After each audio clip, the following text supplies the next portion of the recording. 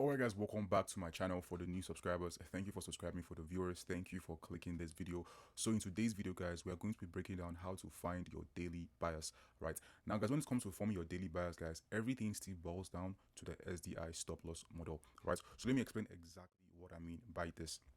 So then when it comes to actually finding your daily bias guys, it still boils down to you finding your area of interest in the daily time frame. So in this case here guys, as you can see, the Nasdaq 100 has been literally bullish for a while, right? As you can see, right? In this case here guys, when price has been bullish, price actually gave us this specific type of price action right here, right? If I zoom into this price action real quick, you're going to see, right, that price was actually creating so many doji candles, right? So in this case here, if I was to zoom in, you're going to see that price was creating so many doji candles. And in the SDI stop loss model guys, the doji candle just simply signifies a sign of liquidity, right? Especially when price is at an all-time high, right? So in this case here guys, price actually had a lot of liquidity under it, right? So when this liquidity was formed here, all I did, right, was to basically just create this duplicate, right? Basically just move it right there, boom. So in this case here, this was basically, you know what I mean, liquidity under this level here. And in the daily time frame, our next area of interest was simply going to be this area of interest right here. So we had this area of interest here, boom. So something like this play out, right?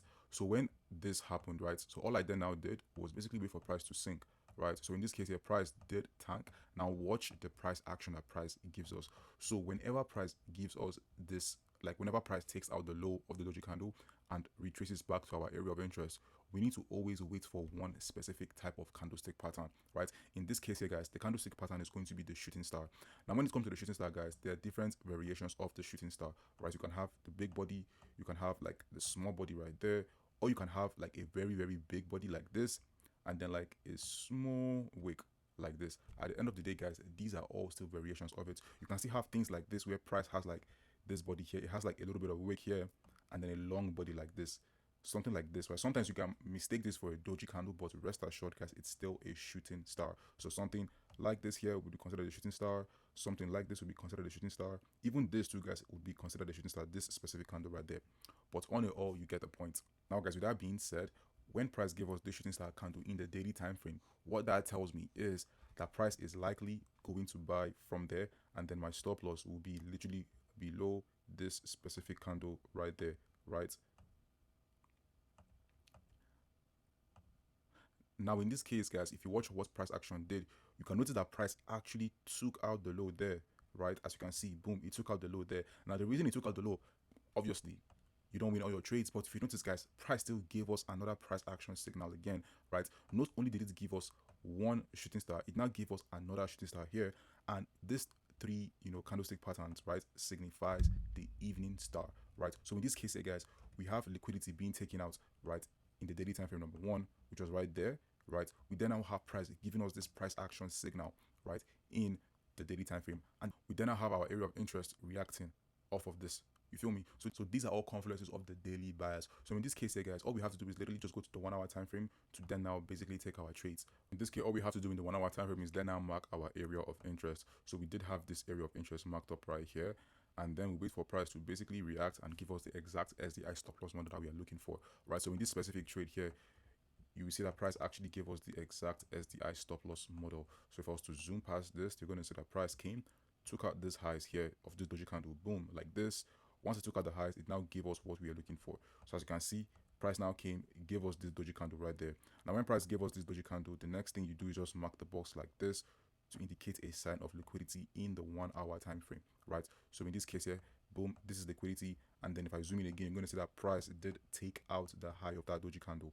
As you can see, when price takes out the high of the doji candle, right, you then now wait for price to give you an entry. Now luckily for us, right, price in that same candle took out the high and also gave us an entry, right? Now the entry guys is going to be the shooting star entry, always the shooting star entry, nothing more, nothing less, right? So in this case here guys, price did give us the shooting star entry there, and then price managed to retrace all the way up there. So this was basically where I took my trade, and basically my stop loss was basically right there, directly under the candle or above the candle, right? And my TP was essentially the next area of interest, which was going to be right here, like this, boom. As you can see, area of interest right there, and I color code things. And if I was to fast forward, you're going to see that price hits my TP beautifully, as you can see.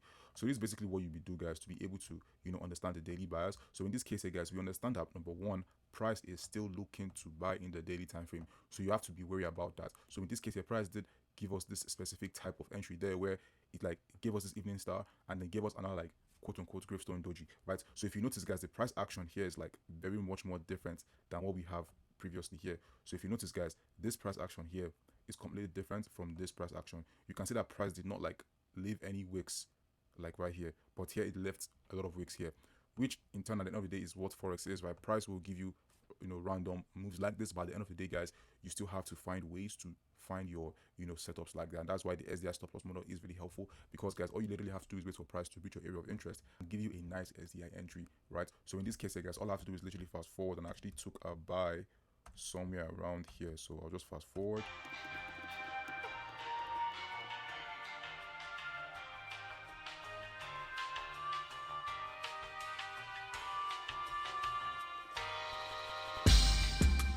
So as you can see, guys, price is still reacting perfectly from this area of interest right there while it's moving. So this was basically where I entered my trade here, right? Because price was basically bullish. It did create a nice higher high here, right?